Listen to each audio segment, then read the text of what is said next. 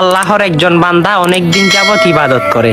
তখন আল্লাহ একদিন ডাক দিয়ে বলে, হে বান্দা, তোর একটা ইবাদতও তো আমি কবুল করি নাই। তখন সেই মানুষটি লাফিয়ে উঠে বলে, আলহামদুলিল্লাহ।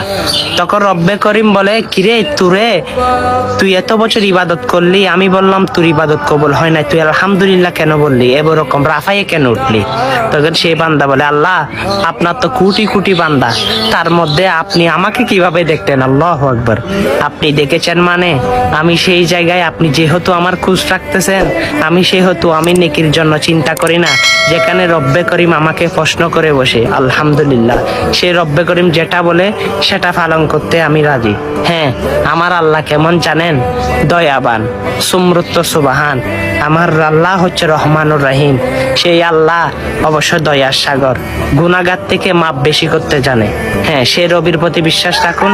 আর সে বান্দাকে আল্লাহ রাব্বুল আলামিন ঘোষণা দিল, যাও, তোমাকে আমি মাফ করে ওয়াদা হলে জান্নাত দিয়ে দিলাম। সুবহানাল্লাহ।